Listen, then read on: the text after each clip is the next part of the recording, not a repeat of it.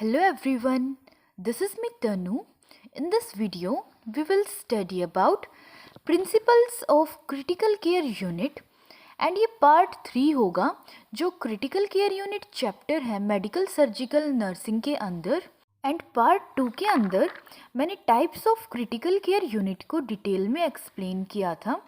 And part 1 था जो video का, उसके अंदर मैंने पूरा इंट्रोडक्शन दिया था क्रिटिकल केयर यूनिट जो चैप्टर है इसको डिटेल में एक्सप्लेन किया था, इसकी क्लासिफिकेशन को एक्सप्लेन किया था। You can also check that video. So guys, without any delay, let's start the video.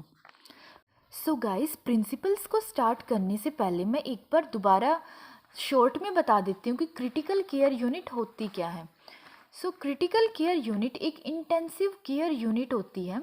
ये एक स्पेशलाइज्ड सेक्शन होता है हॉस्पिटल का जहाँ पर continuous and comprehensive care provide की जाती है जो क्रिटिकल इल पेशेंट होते हैं उनको, जिनकी कंडीशन बहुत ही ज़्यादा लाइफ थ्रेटनिंग होती है। ठीक है, उनको कंटिन्यूसली मॉनिटर किया जाता है, ट्रीटमेंट किया जाता है। नेक्स्ट नाउ अब हम स्टार्ट करेंगे प्रिंसिपल्स को।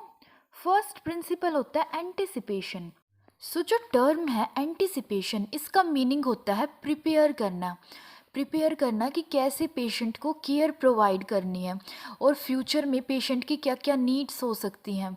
ठीक है, एंड क्या क्या प्लानिंग करनी है केयर के लिए, क्या क्या रिक्वायरमेंट्स होंगी, क्या क्या कॉम्प्लिकेशंस हो सकती है पेशेंट को। ठीक है, ये होता है एंटिसिपेशन।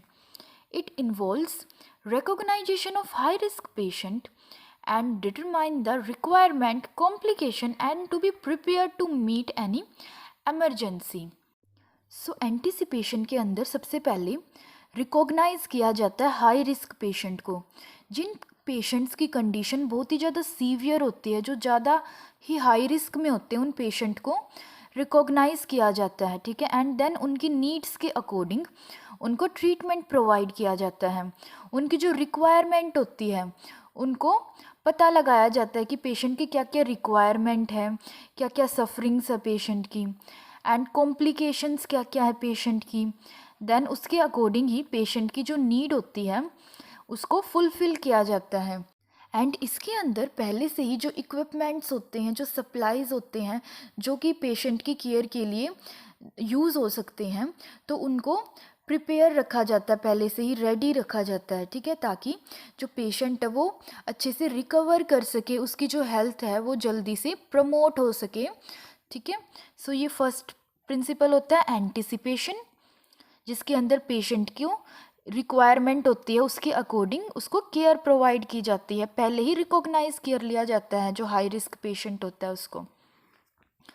नेक्स्ट है communication.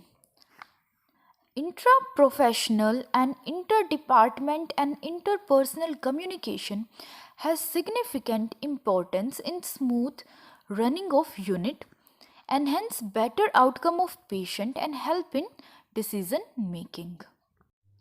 So critical care unit के अंदर या जो हेल्थ केयर यूनिट होती है इसके अंदर सबसे इम्पोर्टेंट होता है एक कम्युनिकेशन डेवलप होना पेशेंट के बीच में एंड नर्स के बीच में एंड अदर जो हेल्थ केयर प्रोफेशनल्स होते हैं उनके बीच में। अगर नर्स और पेशेंट के बीच में एक प्रॉपर कम्युनिकेशन होगा तो उनके बीच में एक प्रॉपर ट्रस्ट और बॉन्ड डेवलप होगा, जिससे जो नर्स होगी जो पेशेंट की जो कंडीशन है उसको प्रॉपर अंडरस्टैंड कर पाएगी। ठीक है, उसकी जो नीड्स है उसको फुलफ़िल कर पाएगी। प्रॉपर कम्युनिकेशन से जो ट्रीटमेंट जो केयर नर्स ने प्रोवाइड किया पेशेंट को, उससे एक प्रॉपर फीडबैक भी मिल पाएगा नर्स को। एंड जो अदर हेल्थ केयर पर्सोनल्स होते हैं उनके बीच में भी एक प्रॉपर कम्युनिकेशन बहुत ही ज़्यादा इम्पॉर्टेंट होता है, ताकि जो स्मूथ रन कर सके जो क्रिटिकल केयर यूनिट है एंड पेशेंट का जो आउटकम है वो एनहेंस हो सके। एंड जो हेल्थ पर्सोनल्स हैं, डॉक्टर नर्स हो गए और अदर पर्सोनल्स हो गए, उनके बीच में अगर प्रॉपर कम्युनिकेशन होगी तो जो पेशेंट की जो कंडीशन है उसके बारे में अपडेट मिलती रहेगी एंड उसके अकॉर्डिंग ही प्रॉपर जो ट्रीटमेंट है वो मिल पाएगा पेशेंट को। एंड एक म्यूचुअल अंडरस्टैंडिंग भी डेवलप होती है इससे। ठीक है, एंड जो डिसीज़न मेकिंग है उसमें भी बहुत ही ज़्यादा हेल्प मिलती है। सो इसलिए जो कम्युनिकेशन है वो बहुत ही ज़्यादा इम्पोर्टेंट होती है क्रिटिकल केयर यूनिट में। ये मोस्ट इम्पोर्टेंट प्रिंसिपल होता है ताकि जो पेशेंट की जो हेल्थ है उस पर मेनली फोकस किया जा सके। सो थर्ड प्रिंसिपल होता है क्रिटिकल केयर यूनिट का early detection and prompt action. The prognosis of the patient depends on the early detection of variation, prompt and appropriate action to prevent complication. सो अगर जो patient की जो condition है उसको अगर जल्दी डायग्नोज कर लिया जाएगा, अर्ली डिटेक्ट कर लिया जाएगा, तो क्या होगा, जो नर्स होगी, क्रिटिकल केयर नर्स, वो पेशेंट को अर्ली इंटरवेंशन प्रोवाइड कर पाएगी। ठीक है, प्रॉपर केयर प्रोवाइड कर पाएगी, जिससे क्या होगा, जो ट्रीटमेंट के जो आउटकम है वो बेटर होंगे एंड पेशेंट की जो क्वालिटी ऑफ लाइफ है वो इम्प्रूव होगी। एंड इससे हेल्प होगी जो पेशेंट की जो कंडीशन है उसको मैनेज करने में, प्रॉपर मैनेजमेंट में, प्रॉपर ऑर्गेनाइजेशन में हेल्प होगी। ठीक है, एंड जो पेशेंट की जो कॉम्प्लिकेशंस हैं, जो डिसऑर्डर है, उसको अप्रोप्रिएट टाइम पर ट्रीट कर लिया जाएगा। ठीक है, सो इसलिए जो पेशेंट की जो कंडीशन उसको अर्ली डिटेक्ट करना चाहिए एंड देन सडन एक्शन लेना चाहिए, डायग्नोज प्रिपेयर करके सडन इंटरवेंशंस प्रोवाइड करने चाहिए। सो ये प्रिंसिपल होता है। नेक्स्ट एंड फोर्थ प्रिंसिपल होता है collaborative practice. So collaborative practice between the physician and nurse working in the unit fosters a partnership for decision making and ensures quality and compensate patient care. So collaborative practice का meaning होता है एक proper team work में work करना health care facility के अंदर या जो क्रिटिकल केयर यूनिट है उसके अंदर। सो जैसे जो फिजिशियन एंड जो नर्स होते हैं वो कोलैब करके मीन्स एक प्रॉपर एक टीम की तरह वर्क करते हैं ताकि जो पेशेंट है उसको प्रॉपर टाइम पर केयर प्रोवाइड की जा सके। एंड अगर जो हेल्थ केयर प्रोफेशनल्स हैं अगर वो एक टीम की तरह वर्क करेंगे तो इससे जो मिसअंडरस्टैंडिंग होगी, मिसकम्युनिकेशन होगी, वो भी प्रिवेंट होगी एंड जो पेशेंट है उसकी जो हेल्थ है उस पर मेन फोकस किया जाएगा। एंड ये एक प्रॉपर कम्युनिकेशन को भी डेवलप करता है। ठीक है, एक प्रॉपर इंटरेक्शन होता है उसको डेवलप करता है एंड जो म्यूचुअल बॉन्डिंग होती है हेल्थ केयर प्रोफेशनल्स के अंदर उसको डेवलप करता है ताकि जो पेशेंट है उसको प्रॉपर केयर प्रोवाइड की जा सके। एंड डिसीज़न मेकिंग में भी इम्पोर्टेंट रोल होगा अगर एक प्रॉपर टीम की तरह वर्क करेंगे। ठीक है, हेल्थ केयर प्रोफेशनल तो एंड जो क्वालिटी ऑफ लाइफ होगी पेशेंट की वो इम्प्रूव होगी एंड एक कंपनशिएट पेशेंट केयर प्रोवाइड की जा सकेगी। So in this way collaborative practice के प्रिंसिपल पर वर्क करती critical care unit. Next principle होता है crisis intervention and stress reduction. So critical care unit में जो क्राइसिस जो अक्कर हो जाता है, ठीक है, जो एक तरीके का डिसइक्विलिब्रियम अक्कर हो जाता है तो उसको प्रिवेंट करने के ऊपर फोकस किया जाता है। एंड जो पेशेंट का जो स्ट्रेस है, जो पेशेंट का जो स्ट्रेस अक्कर होता है उसकी डिसऑर्डर की वजह से या डिजीज़ कंडीशन की वजह से उसको प्रिवेंट किया जाता है। As patient advocate nurses motivate patient to express fear and identify their grieving pattern and develop coping mechanism. So जो नर्स होती है क्रिटिकल केयर नर्स वो पेशेंट के एडवोकेट की तरह एक्ट करती है। ठीक है, सो नर्स मोटिवेट करती है पेशेंट के, वो अपने एक्सप्रेस करे जो फियर होता है उसका, ठीक है, जो उसके इमोशंस होते हैं उसको एक्सप्रेस करे, अपनी कंडीशन के बारे में बताए। ठीक है, जो पेशेंट का जो एंजाइटी होती है उसको रिलीव करने में हेल्प करती है क्रिटिकल केयर नर्सिंग। एंड जो पेशेंट का जो ग्रीविंग प्रोसेस होता है उस टाइम पर उसको प्रॉपर सपोर्ट प्रोवाइड करती है। ठीक है, कोपिंग मैकेनिज़्म को डेवलप करती है कि कैसे पेशेंट कोप करे उस स्ट्रेस से। ठीक है, एक प्रॉपर इंटरपर्सनल रिलेशनशिप डेवलप करती है पेशेंट के साथ, एक प्रॉपर बॉन्ड मेंटेन करती है कि पेशेंट अपनी जो फीलिंग्स है, जो फियर्स है उसको एक्सप्रेस कर सके इन प्रॉपर वे के अंदर। जो पेशेंट की जो नीड्स होती है उसको आइडेंटिफाई करती है, देन राइट टाइम पर, ठीक है, पेशेंट को केयर प्रोवाइड करती है एंड उसका जो स्ट्रेस होता है उसको मैनेज करने में बहुत ही ज़्यादा इम्पोर्टेंट रोल प्ले करती है।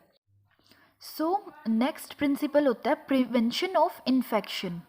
सो क्रिटिकल केयर यूनिट पे मेन फोकस किया जाता है जो पेशेंट है उसको कोई भी इन्फेक्शन अकर ना हो, बट मेनली ज़्यादातर केसेस में एक इन्फेक्शन स्प्रेड हो जाता है हॉस्पिटल के अंदर जिसको कहते हैं नोज़ोकोमियल इन्फेक्शन। ये पेशेंट जब एडमिट होता है हॉस्पिटल के अंदर, स्टे करता है हॉस्पिटल में ट्रीटमेंट के लिए, जब हेल्थ केयर फैसिलिटीज़ रिसीव कर रहा होता है, तो इस टाइम पर ये जो इन्फेक्शन है इसके अक्कर होने के चांसेस रहते हैं। अगर हॉस्पिटल के अंदर प्रॉपर हाइजीन मेंटेन ना किया जाए, ठीक है, एंड एसेप्टिक जो टेक्निक्स होती है उनका यूज़ ना किया जाए, तो इस इन्फेक्शन के स्प्रेड होने के चांसेस होते हैं।